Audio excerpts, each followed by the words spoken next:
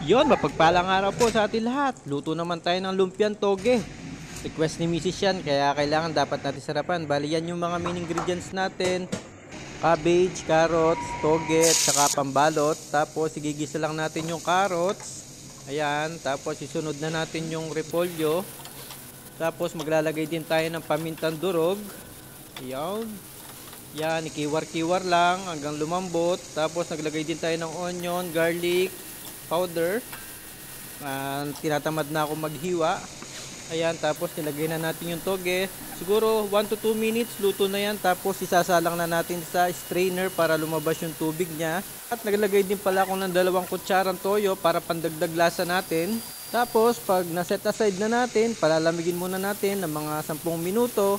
Tapos pag malamig na, assemble na tayo, ibalot na natin doon sa lumpia wrapper. Hindi ko na pinakita kasi alam nyo na yan. Tapos yun, proceed na tayo sa pagpiprito.